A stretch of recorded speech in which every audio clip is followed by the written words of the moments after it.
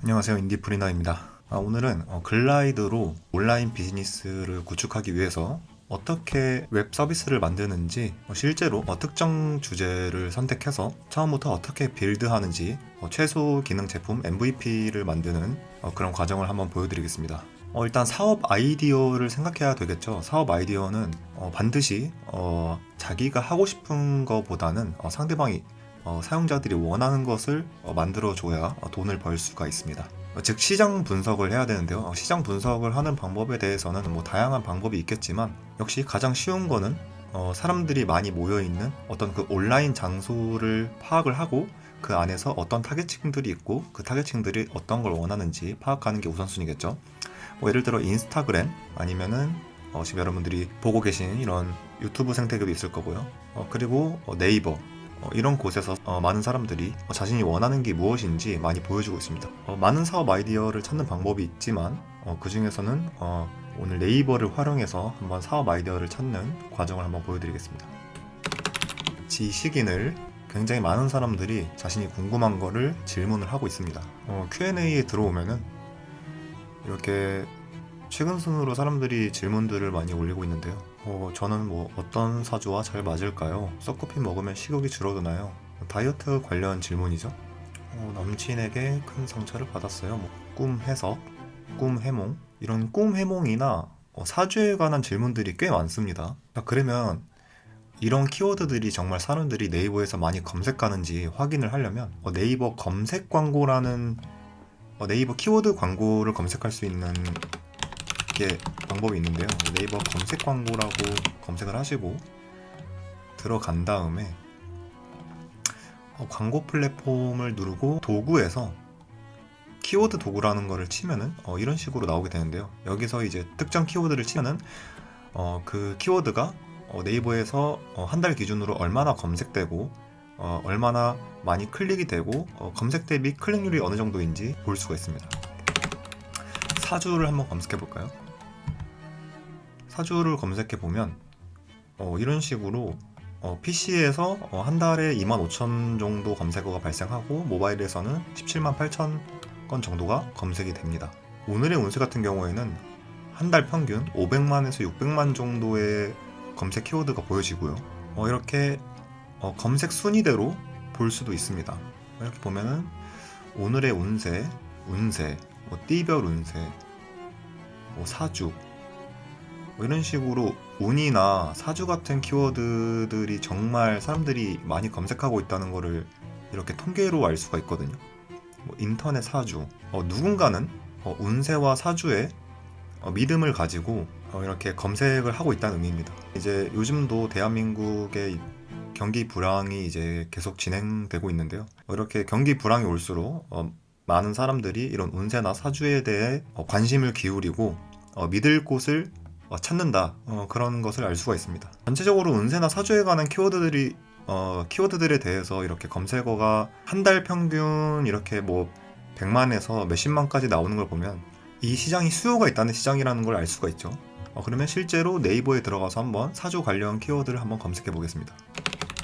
사주 이렇게 검색을 하시면 벌써 이렇게 광고가 이렇게 나와 있죠. 사주 천공, 사주 나루, 무당닷컴 이런 것도 있고요. 첫 번째 있는 들어가 보면 사주를 봐주시는 분들의 프로필이 나오면서 이렇게 코인을 지불하면은 일정 시간 동안 사주를 봐주는 서비스가 이렇게 진행되고 있습니다. 사주 나루도 한번 볼까요? 이거는 모바일 최적화된 웹 서비스 같은데 아무튼 이런 식으로 프로필이 나오고 가격이 나오면서 이런 사주 서비스가 활발히 진행되고 있다는 것을 알 수가 있습니다. 이 사주라는 키워드가 네이버에서 활발히 검색이 되고 있고 수요가 있다는 것을 파악을 했으니까 이 아이디어를 가지고 다른 사람은 어떻게 하고 있나 이렇게 파악을 먼저 한 다음에 이러한 비슷한 서비스를 한번 글라이드를 통해서 MVP를 한번 만들어 보도록 하겠습니다. 먼저 다른 웹사이트들은 어떤 식으로 진행되고 있는지 간략하게 한번 살펴봐 주고요. 글라이드로 오고요. 최초 이제 앱에서 글라이드를 앱 서비스를 만드는 창으로 들어오시면 이런 화면을 볼 수가 있습니다.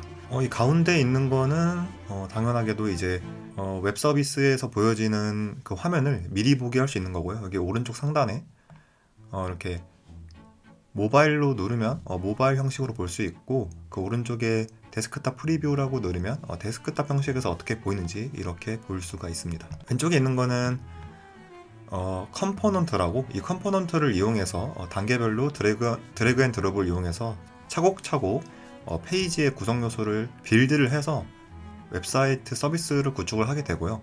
이 오른쪽에 있는 거는 이 하나하나 컴포넌트의 속성 값을 만지는 부분입니다. 처음에 웹사이트에 들어오게 되면 랜딩 페이지가 아무래도 필요하겠죠. 페이지를 만드는데요. 페이지를 만들기 위해서는 여기 왼쪽 상단에 내비게이션 파트 부분에서 플러스 버튼을 눌러서 여러 페이지를 고를 수가 있는데요. 이 아래에 있는 것들은 이제 샘플, 그러니까 약간 템플릿이라고 보시면 되고, 여기 폼 스크린은 이제 사용자 입장에서 폼을 제출할 필요가 있을 때 쓰는 폼 스크린 페이지고요.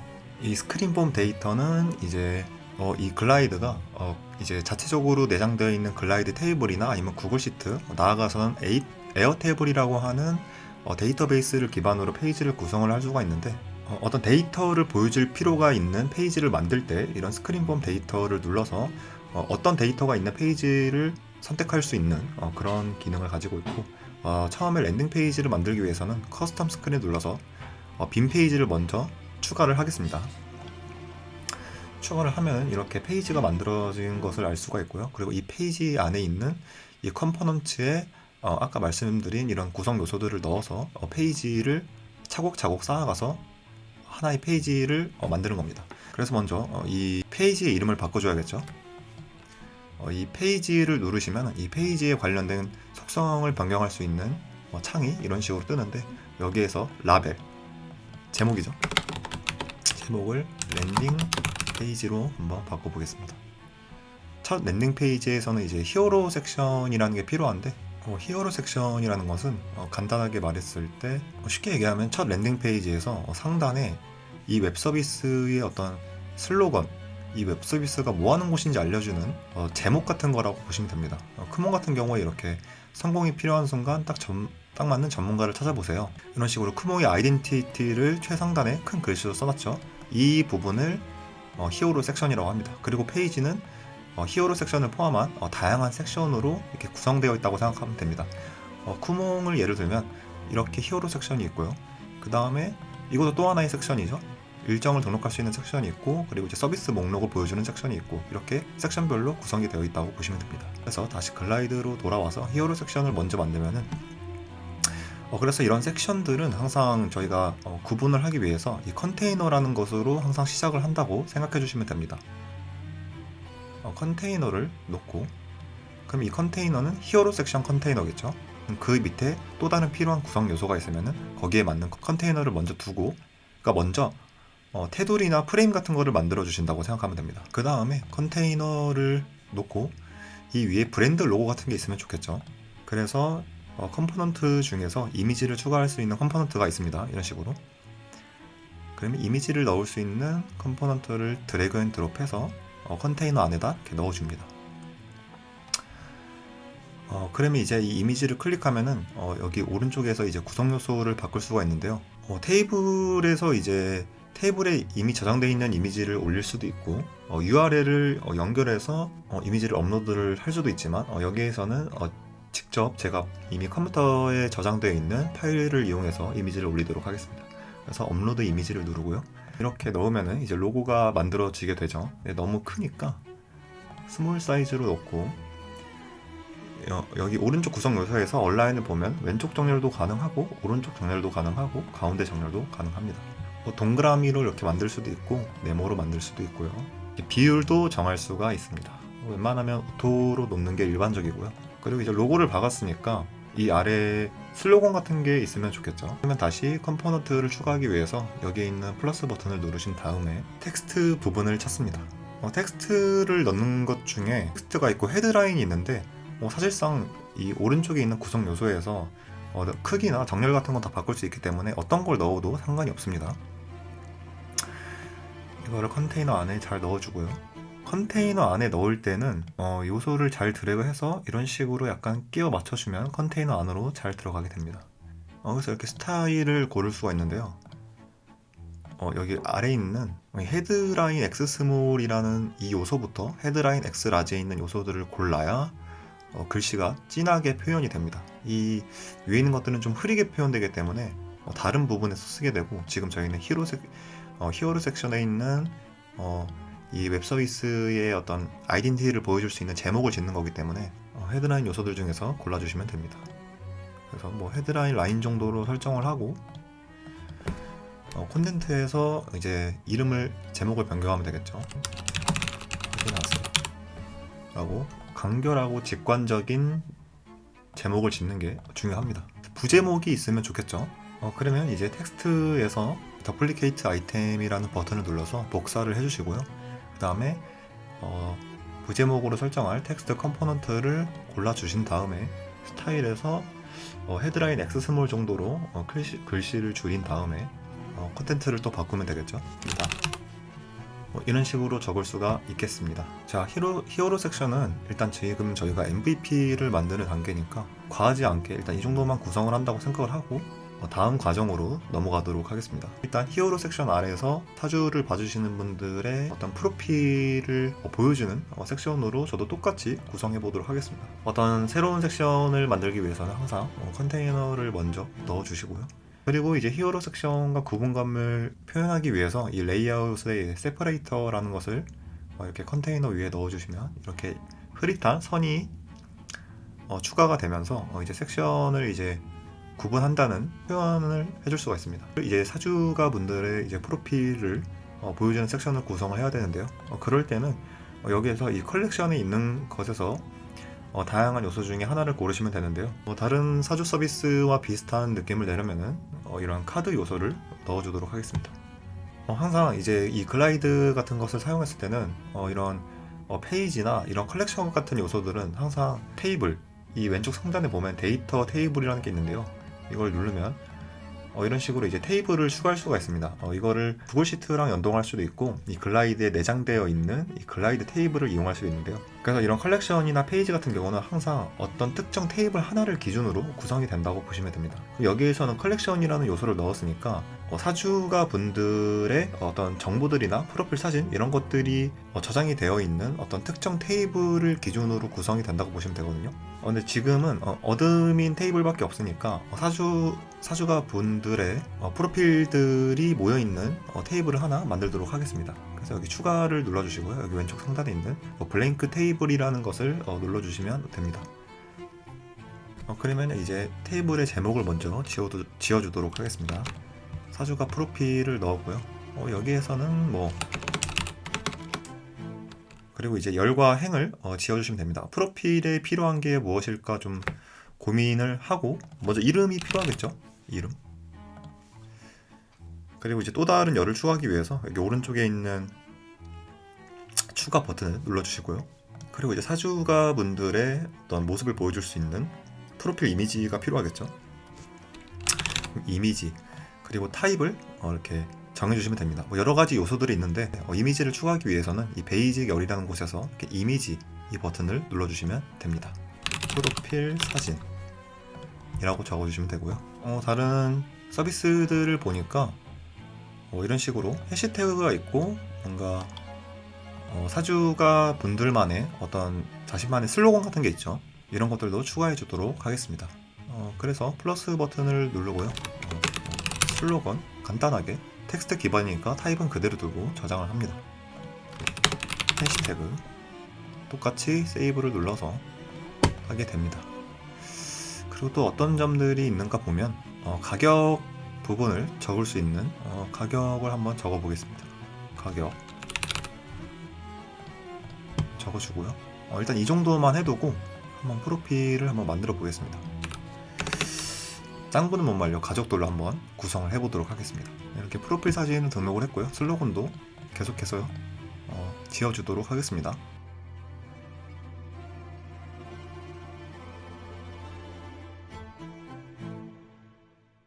컬렉션을 누르고요. 이 소스를 이제 사주가 프로필로 이렇게 변경을 한 다음에 그럼 이런 식으로 나오죠. 그래서 이렇게 오른쪽에 있는 구성 요소에서 이렇게 바꿀 수가 있고요. 카드로 해서 좀 더 구분감을 있게 만들어 주고요. 이미지는 그대로 프로필 사진으로 두면 되고, 설명 이제 이 테이블에서 어떤 요소들을 넣을 거냐는 것을 여기 아이템 데이터라는 곳에서 고를 수가 있는데요. 디스크립션에서 뭐 슬로건, 그리고 메타에서 뭐 해시태그 이런 식으로 하면은 이렇게 나오게 됩니다. 하면 되겠죠. 그리고 뭐 이미지 스타일을 이렇게 뭐 서클로 바꿀 수도 있고요. 가격이 안 나왔네요. 가격은 뭐 디스크립션에서 이렇게 슬로건에 있는 부분에서 이렇게 엔터를 친 다음에 이렇게 가격 부분을 이렇게 추가를 해도 이런 식으로 나오게 됩니다. 원하는 곳에 하면 되고요. 뭐 예를 들어 이름 아래에다 하겠다. 그럼 이런 식으로 설정해 주시면 가격까지 나오게 됩니다. 그리고 이제 기본적으로 컬렉션이라는 컴포넌트를 추가하면은 여기 오른쪽에 애드라는 이렇게 추가를 할 수가 있는데, 이렇게 플랫폼을 운영하는 사람이 아닌 일반 소비자분들이 이 웹사이트에 들어와서 프로필을 추가할 수 있게 하면 안 되겠죠. 그래서 이 컬렉션을 누른 다음에 오른쪽에 있는 속성을 보시면 이렇게 많은 옵션들이 있는데요. 여기서 액션에 들어가면은 이렇게 추가를 할 수 있냐, allow users to add items, 그러니까 유저들이 추가를 할 수 있게 할 거냐라는 그 설정을 할 수가 있는데요. 기본적으로 토글이 on으로 돼 있어서 이거를 꺼주시면 이런 식으로 이제 추가를 할 수 없고 이제 검색은 할 수 있게 만들어줄 수가 있습니다.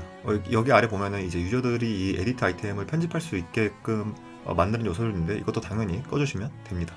여기 옵션에서 한 번에 몇 개의 데이터를 보여줄 수 있는지까지 설정할 수가 있습니다. 이렇게 리밋 number of items라는 걸 체크를 하고, 뭐 예를 들어 여기 5개가 있는데 3으로 설정을 하면은 이렇게 3개만 볼 수 있게끔 설정을 할 수가 있습니다. 근데 여기에서는 굳이 그럴 필요가 없으니까 체크를 해제를 하고요. 그 다음에 이제 추가되어야 될 기능들이 사용자 입장에서 이제 자신이 원하는 사주가 분들의 프로필을 누르게 되겠죠. 그래서 다른 곳은 어떻게 하고 있나 한번 보면은, 이렇게 프로필을 누르게 되면 사주 상담사 분의 자세한 소개 글과 뭐 경력 등이 나오게 되네요. 이렇게 누르게 되면 이 컬렉션 안에 있는 디테일 페이지가 나오는데요. 이렇게 보면은 렌팅 페이지에서 이렇게 오른쪽 상단에 보면 렌팅 페이지만 있는데, 여기서 이제 프로필을 눌러서 누르게 되면 디테일 페이지로 들어가게 됩니다. 그럼 디테일 페이지만의 이렇게 구성 요소를 또 컴포넌트들을 구성을 할 수가 있는데요. 맨 위에 있는 부분은 제가 이 컨테이너 부분을 카피해서 가져왔습니다. 다시 랜딩 페이지로 들어가서 이게 보면은 컨테이너 이렇게 컴포넌트들을 복사를 할 수가 있는데요. 이 컨테이너를 이렇게 우클릭을 눌러서 카피를 눌러서 복사하게 되면은 이 컨테이너 안에 있는 요소들까지 함께 복사가 됩니다. 다시 프로필 디테일로 들어가서 이게 만약에 삭제되어 있다고 하면은 여기서 페이스트를 눌러서 컨테이너를 붙여 넣으면은 이 복사한 컨테이너 안에 있는 요소들까지 함께 딸려오고, 그것을 다시 위로 올리면 이런 식으로 구성이 됩니다. 그리고 이제 그 아래에다가 이제 프로필을 간단히 보여줄 수 있는 컨테이너를 또 만들었고요. 그 다음에 이제 그 컨테이너 안에다가 그 상담사들의 사주가들의 어떤 프로필을 간단하게 보여줄 수 있는 섹션을 넣고요. 또 데이터에 들어가서 필요한 요소들을 컬럼을 열이라고 하죠. 컬럼을 추가하면 되겠죠. 그러면 상담 가능 시간 클릭을 해본 적 있어요. 이렇게 뭐냐 대충 적고요. 텍스트에서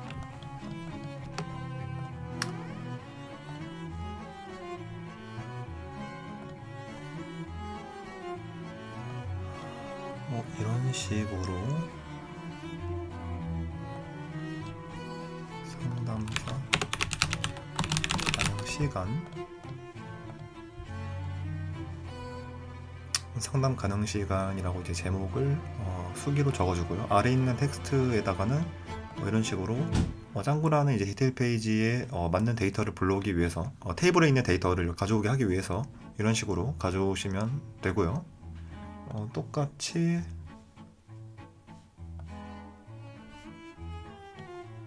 구분간을 위해서 세퍼레이터 요소를 넣은 다음에 여기에서는 소개글, 그리고 또 텍스트 컴포넌트에서는 소개글 데이터를 이런 식으로 이렇게 가져오면 됩니다. 그 그 다음에 필요한 게 이제 경력 사항이죠. 또 이 컨테이너를 이렇게 복사를 하신 다음에 그래서 컨텐트를 경력 사항으로 지어 주시고, 그 다음에 그 아래에 있는 텍스트 컴포넌트의 컨텐트는 테이블에서 경력 사항을 이렇게 가져오면 됩니다. 세퍼레이터를 하나 넣어 주시고요. 패딩 값을 줘서 각 컨테이너마다 이렇게 좀 거리를 두기 위해서 이렇게 패딩 값을 라지로 선택해 주겠습니다.